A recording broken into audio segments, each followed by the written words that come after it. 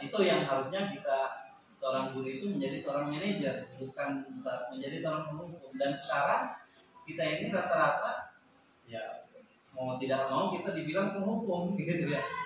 Kamu kenapa nggak mengerjakan PR? Sekarang berdiri. Nah, kita sebagai penghukum sebenarnya. Maka di CGP ini Bu terus terang ngajak nih. Banyak sekarang ilmu-ilmu yang luar biasa. Apalagi buat guru BK. Ya, pokoknya nanti kita belajar bersama lah. Seru pokoknya. Kebutuhan dasar murid. Jadi yang selama ini kita anggap benar ternyata menurut yang Merdeka ini sesuatu yang baru ternyata kurang tepat.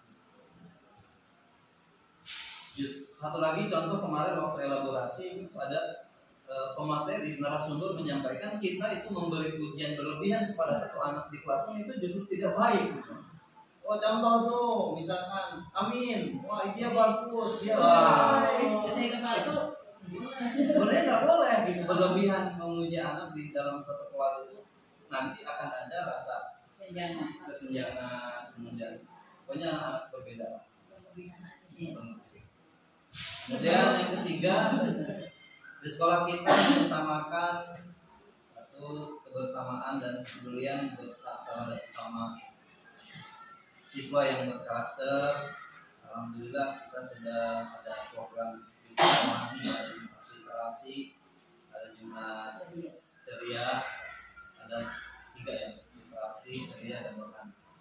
Kemudian siswa yang berprestasi, alhamdulillah ini sudah banyak kita capai itu prestasi khususnya dari puisi ya. Terima kasih ya. Kemarin sudah paskibra ada walaupun bukan juara 1 juga ada. Kemudian ada lagi di pramuka ya. Alhamdulillah prestasi kita enggak kalah lah. Juga ada sokongan. Yang selalu memberikan gitu. Masya Allah. Dan kalau udah ngasih tantangan tuh gimana caranya anak bahagia senang gitu walaupun kita banyak tantangan. Banyak tantangan. Prestasi non akademik tadi sudah siswa yang berprestasi baik akademik. Nah, mungkin yang belum muncul kita yang akademik ya walaupun di 2 tahun atau 3 tahun yang lalu kita ada posisi OSN ya waktu itu di kabupaten ya 6 tahun yang lalu ya belum 2000 waktu Pak Edi ya dan sampai belum muncul lagi tuh kita. Mudah-mudahan dengan adanya diskusi kita semakin meningkat. Kemudian di sekolah kita sadar betul bahwa kelulusan itu penting. Wah. Statusnya ada bapaknya aja sama kayak gitu. Pokoknya sama ya. Yang kita rasakan sekarang gitu ya. Yang penting lulus anak sekolah apa yang penting lulus. Kemudian kebiasaan membangun kepribadian.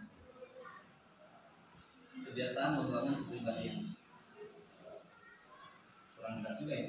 Kebiasaan itu Pak, maksudnya apa yang dia lakukan yang terbiasa gitu. Jadi menjadi kepribadian.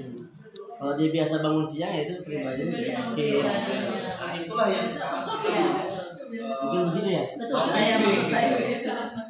Kenapa mereka selalu terlambat, kenapa mereka selalu bangun siang, itu di dalam CGP nanti ada pembelajarannya. Kemudian mereka adalah siswa-siswi yang berprestasi dan berkarakter. Pendidikan bisa merubah karakter diri. Dalam LMS pun disampaikan bahwa pengajaran dengan pendidikan itu adalah suatu hal yang berbeda. Jadi pengajaran itu bagian dari pendidikan. Tidak semua pengajaran itu adalah bisa dikategorikan maksudnya pendidik. Kalau mengajar kita nyampein materi itu mengajar. Kalau mendidik lain lagi lebih luas lagi, baik dari sikapnya, ilmunya, seluruhannya. Sekolah adalah wadah untuk menggapai cita-citanya. Ini yang ada pada murid kita. Tapi yang paling menarik ini ketulusan itu penting, paling menarik.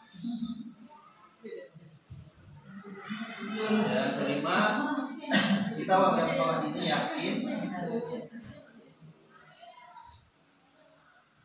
Sekolah yakin maju bisa membangun karakter murid sesuai profil pelajar Pancasila. Kita harus punya keyakinan. Apabila kita saling bersinergi, berkolaborasi antar warga sekolah. Ya, sepakat.